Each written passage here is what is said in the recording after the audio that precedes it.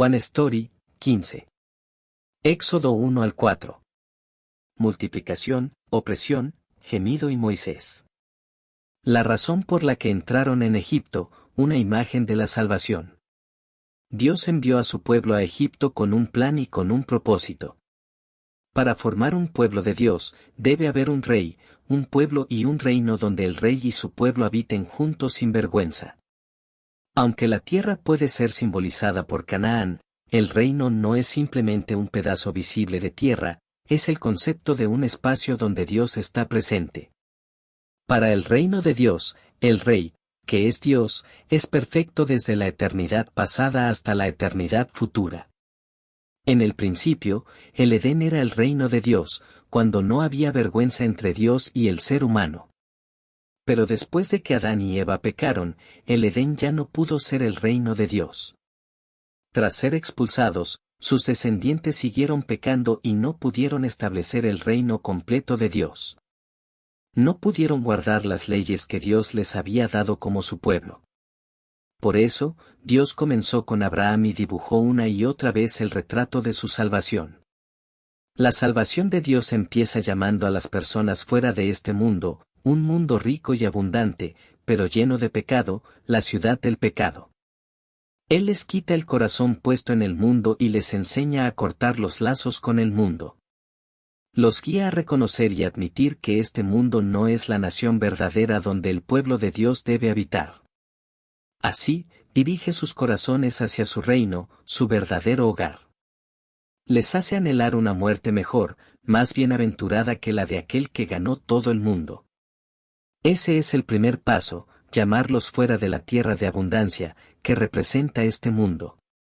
Y por eso Dios llamó a Abraham desde Ur de los Caldeos, la tierra de la abundancia, hacia la tierra de escasez, Canaán.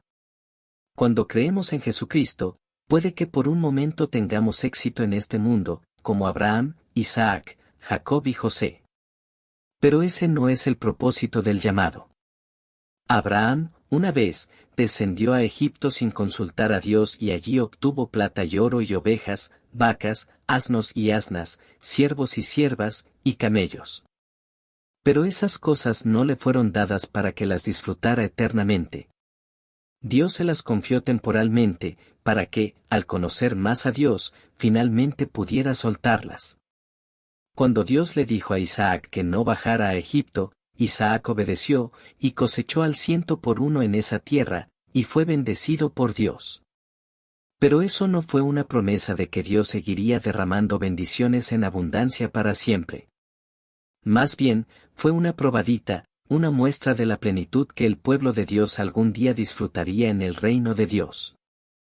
Las palabras que se dijeron sobre Jacob, que llegó a ser en extremo próspero, y tenía muchos rebaños, siervas y siervos, camellos y asnos, no eran para que viviera bien sin Dios. Eran para que reconociera a Dios, quien lo preservó incluso en medio de la dificultad, y para que regresara a Él. También nosotros podemos tener poder e influencia como José. Pero eso no fue la bendición final de la salvación para José. Fue un poder confiado por un tiempo, para el bien del reino de Dios. Y debemos entender esto. Por eso, debemos recordar lo que Dios dijo repetidamente a Abraham sobre el Éxodo. Dios no envió a su pueblo a Egipto para darles la riqueza de Egipto como regalo. Más bien, Él estaba señalando que el viaje de la salvación debía comenzar dejando atrás la abundancia de Egipto, que representa la abundancia de este mundo. Egipto. Egipto era una tierra de abundancia, regada por el río Nilo. Mientras uno quisiera, podía sacar agua mediante canales de riego. Era como el jardín del Señor, pero con toda su abundancia venían los ídolos y la plenitud del pecado. En medio de esa abundancia, la humanidad pecadora no reconocía a Dios, el que gobierna la naturaleza y la vida, y cambiaban la gloria de Dios por ídolos. La Biblia dice: porque desde la creación del mundo, las cualidades invisibles de Dios, su eterno poder y su naturaleza divina, se perciben claramente a través de lo que Él creó, de modo que nadie tiene excusa. A pesar de haber conocido a Dios, no lo glorificaron como a Dios ni le dieron gracias, sino que se extraviaron en sus inútiles razonamientos y se les oscureció su insensato corazón.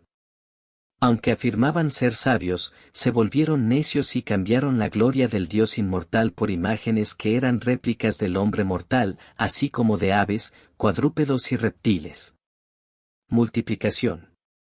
La Biblia dice que la situación del pueblo de Dios en Egipto era esta: los israelitas tuvieron muchos hijos, cada vez eran más y se multiplicaron en gran manera, y así llegaron a ser muy poderosos, y la tierra se llenó de ellos. Incluso cuando eran oprimidos, se multiplicaban aún más. Dios hizo que fueran fecundos, que se multiplicaran y llenaran la tierra para formar una nación, su propio pueblo. Pero los pecadores, que quieren disfrutar e indulgirse en la abundancia del mundo, no entienden el origen de esa multiplicación. El testamento repetido del Éxodo, dado a través de Abraham, de Jacob y de José, debía haberse transmitido de padres a hijos, convirtiéndose en el anhelo de su corazón. Pero la abundancia de Egipto fue más que suficiente para capturar sus corazones. La herencia de la fe que debía ser pasada, fue enterrada bajo la prosperidad de Egipto. Un rey que no conocía a José. Cuando llegó el tiempo de Dios, habían pasado 400 años desde que la familia de Jacob entró a Egipto. Era el tiempo que Dios le había dicho a Abraham. Pero el pueblo de Dios ya no deseaba salir de Egipto. Tal vez, para ese entonces, el testamento sobre el Éxodo no era más que una leyenda.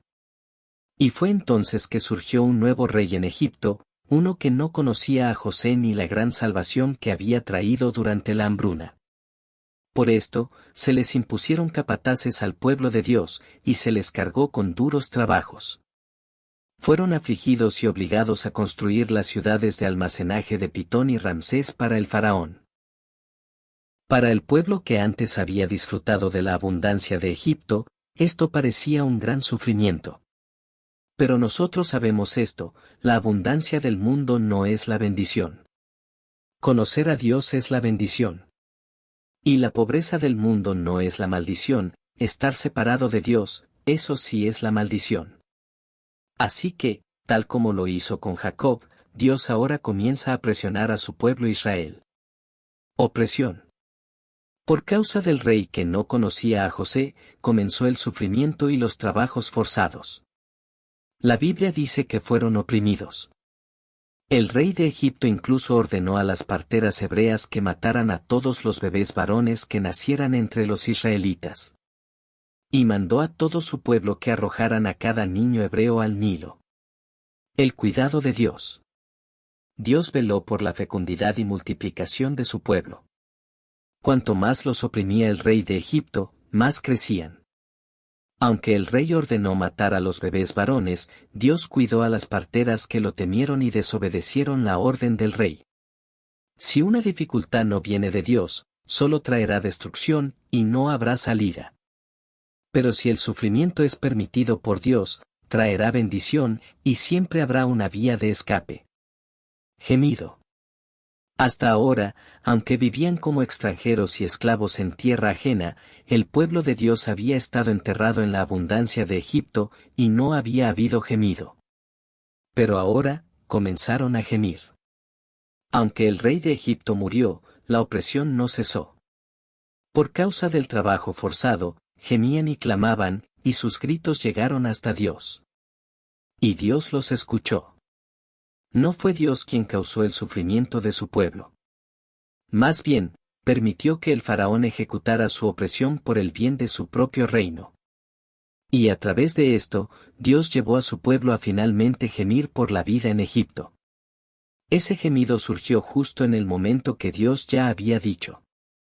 Fue un tiempo que Dios ya había preparado. Él no buscó una solución por causa de la situación. Así como ya había preparado un cielo perfecto antes de la creación, ya había planeado el viaje del Éxodo. Él los envió a Egipto, y cuando llegó el tiempo señalado, su pueblo clamó. Antes del llamado, Moisés. Moisés también pasó por un camino de fe, al igual que los patriarcas de la fe que lo precedieron. También hubo momentos en los que su fe flaqueó y se manifestaron sus debilidades. Pero la Biblia dice, nunca más se levantó en Israel un profeta como Moisés, con quien el Señor se haya relacionado cara a cara. Aún así, Moisés no habría sido nada más que un pecador si no fuera por la gracia y la mano sustentadora de Dios. La canasta de papiro. Moisés nació levita. Antes de él, ya habían nacido sus hermanos mayores, Aarón y Miriam. Moisés era 3 años menor que Aarón, y había una diferencia considerable de edad entre él y Miriam. Cuando Moisés nació, su madre, Jocabed, vio en él algo distinto, algo especial. Aunque era un tiempo en el que el faraón había ordenado que todo niño hebreo varón fuera arrojado al Nilo, ella lo escondió durante 3 meses. Y cuando ya no pudo ocultarlo más, lo puso en una canasta de papiro, la recubrió con brea y resina, y la dejó entre los juncos a la orilla del Nilo, mientras su hermana Miriam lo vigilaba desde lejos. Esa canasta de papiro que llevaba a Moisés es como el arca que salvó al pueblo de Dios durante el juicio por agua, y como el arca del pacto que luego habitaría en el tabernáculo durante el camino por el desierto. La canasta fue recubierta con brea, al igual que el arca de Noé, y el arca del pacto fue cubierta de oro, y rociada con la sangre de la expiación. La vida de Moisés fue salvada por esa canasta, como lo fue la humanidad durante el diluvio por el arca. Y más adelante, mediante el arca del pacto, Moisés guiaría al pueblo de Dios hacia la vida. Moisés. Aunque el faraón había ordenado matar a todo niño hebreo varón, por el plan soberano de Dios, la hija del faraón bajó al Nilo a bañarse en el momento preciso, y allí encontró a Moisés. Su corazón se llenó de compasión, y con la sugerencia de Miriam, Moisés fue criado con seguridad en manos de su propia madre. Más adelante, cuando creció, fue llevado a la hija del faraón y fue criado como un príncipe egipcio, instruido en toda la sabiduría de Egipto, poderoso en palabras y en hechos. La hija del faraón le puso por nombre Moisés, diciendo, lo saqué del agua. Y ese nombre, junto con la canasta de papiro, apunta a lo que vendría después, que Moisés sacaría al pueblo de Dios, rescatándolos de las aguas de pecado de Egipto y de las aguas de muerte del Mar Rojo. Moisés recibe el llamado. No sabemos exactamente cuándo recibió Moisés su llamado de salvación de parte de Dios.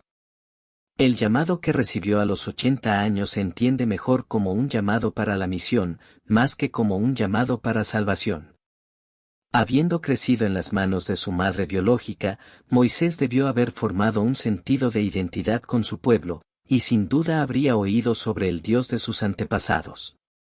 Viviendo como hijo de Dios, pero en vida de pecador, Moisés. Han pasado ahora 40 años. Moisés tiene 40 años de edad.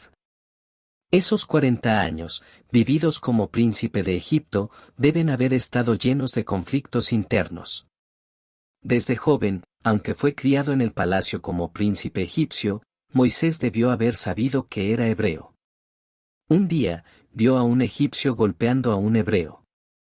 Conmovido por lo que vio, Moisés mató al egipcio. Al día siguiente, trató de intervenir entre 2 hebreos que peleaban, pero ellos no lo escucharon. Al darse cuenta de que el hecho se había divulgado, Moisés huyó a la tierra de Madián para escapar del faraón. Si Moisés no hubiese tenido fe en Dios, habría podido vivir el resto de su vida con lujos y comodidad. Pero Moisés sí tenía fe. Tal vez era una fe inmadura, con altibajos, pero era fe. La Biblia dice: por la fe Moisés, ya adulto, rehusó ser llamado hijo de la hija del faraón. Escogió ser maltratado con el pueblo de Dios antes que disfrutar de los efímeros placeres del pecado. Consideró que el oprobio por causa del Mesías era una riqueza mayor que los tesoros de Egipto, porque tenía la mirada puesta en la recompensa. Todavía no era el tiempo de Dios, ni su manera. 40 años como príncipe en Egipto. A los ojos de todos, Moisés tenía la capacidad, el talento, la fuerza y la preparación necesaria. En su mente, él ya estaba listo. Moisés pensaba, sin duda mis hermanos reconocerán que Dios me ha enviado para salvarlos. Pero el tiempo del éxodo aún no había llegado. Y esta no era la manera en que Dios rescataría a su pueblo. Moisés creía estar listo para ser usado por Dios y liberar al pueblo de Israel. Pero Dios tenía un plan mucho más grande. No sería por medio de un solo hombre actuando por su cuenta. El plan de Dios era sacar a toda la nación, todo su pueblo, de Egipto, esa tierra como Babilonia, de una sola vez. Otros 40 años. Moisés terminó viviendo otros 40 años en el desierto de Madián. Si los primeros 40 años de su vida fueron para preparar sus capacidades y fuerza, los siguientes 40 serían para aprender a negarse por completo a sí mismo, para ser humillado, vaciado. Si Moisés hubiera sido usado por Dios a los 40 años, lleno de ímpetu y confianza, los israelitas quizás habrían muerto en el desierto, no por la disciplina de Dios, sino por el temperamento de Moisés. En la tierra de Madián, Moisés conoce a Jetro, el sacerdote de Madián, a quien Dios ya había preparado. Se casa con Séfora, la hija de Jetro, y tienen un hijo, a quien llama Gersón. Ese nombre significa, he sido extranjero en tierra ajena. Esta idea de ser extranjero, igual que la canasta de papiro y el propio nombre de Moisés, es una señal que apunta a la misión futura de Moisés. Moisés aún no sabe que ese mismo desierto donde él está muriendo a sí mismo durante 40 años, será el mismo por donde guiará al pueblo de Dios. Dios está preparando a su siervo para el éxodo. Mientras los israelitas gimen y claman bajo el peso del sufrimiento, Dios ya ha planeado todo con precisión desde antes de la creación del mundo, y lo está ejecutando ahora. Moisés, viviendo como peregrino, recibe el llamado a la misión. Moisés recibe su llamado, no un llamado para salvación, como el de Abraham, sino un llamado para la misión, como el de José. Moisés estaba apacentando el rebaño de su suegro, y un día llegó hasta Horeb, el monte de Dios. Y allí, Dios lo estaba esperando. Moisés ve una zarza que arde, pero no se consume. Se acerca, y desde esa zarza, Dios lo llama por su nombre. Luego Dios le habla, tal como lo hizo con Jacob. Pero esta vez incluso incluye el nombre de Jacob, y dice, yo soy el Dios de tu padre, el Dios de Abraham, el Dios de Isaac y el Dios de Jacob. Esto significa que ahora Dios será para Moisés, y para los israelitas, lo que fue para sus antepasados. Dios dice que ha visto la aflicción de su pueblo en Egipto. Ha escuchado sus clamores. Conoce su sufrimiento. Así que Dios mismo dice que bajará, los librará de manos de los egipcios y los llevará a una tierra buena y espaciosa, tierra que fluye leche y miel. Luego le dice a Moisés, ve. Dios está enviando a Moisés. Dios mismo sacará a su pueblo de Egipto. Dios es el que está al mando. Es Dios quien lo hará. Pero Moisés, que todavía no entiende lo que Dios ya ha hecho y hará, no puede obedecer de inmediato. Moisés no sabe cuán preparado ya estaba. Así que comienza diciendo, ¿quién soy yo para que vaya al faraón y saque de Egipto a los israelitas? Luego dice, si me preguntan, ¿cuál es su nombre?, ¿qué les responderé? Después, ¿y si no me creen ni me hacen caso? Luego, nunca he sido elocuente. Y finalmente, por favor, envía a otro. Pero esta vacilación no es simplemente desobediencia. Es la muerte de Moisés a sí mismo. Si este hubiera sido el Moisés de hace 40 años, habría dicho inmediatamente, amén, y habría partido. Pero ese hombre ya murió. Su cuerpo ya está envejecido y débil, y toda ambición humana se ha ido. Y por eso, ahora es cuando Dios lo llama. El Moisés de 80 años no puede hacerlo. Y por eso mismo, Moisés dice, no puedo. Pero hay una diferencia entre decir no puedo por orgullo, pensando que no necesitamos a Dios, y decir no puedo porque somos realmente débiles y dependientes. Y ahora, Dios va a usar a este Moisés incapaz como el líder del Éxodo. Dios ya había hecho morir al Moisés capaz de los 40 años en el desierto durante 40 años. Ahora revelará su poder a través del Moisés incapaz de los 80 años. Una vez más, será el celo de Dios quien lo guiará. Esta es la alianza que Dios le dio a Abraham. Este es el método de Dios. Este es el sueño de Dios, la visión de Dios que le dio a José. Antes de que los israelitas pudieran recibir el llamado de Dios por medio de Moisés, tenían que saber lo que Dios ya había hecho. Tenían que creer y atravesar el desierto para llegar a la tierra de Canaán, la tierra de la cual Dios había hablado desde el tiempo de Abraham. Pero como Egipto era más grande para ellos que Dios, también tendrían que recorrer esos mismos 40 años que Dios usó para quebrantar a Moisés. Ellos también lo vivirían en el desierto. Esta historia del celo de Dios, planeada y preparada aún antes de que llamara a su pueblo, continúa. Dios prepara las circunstancias y prepara al que los va a guiar, Moisés. Y la historia de su gran amor continúa.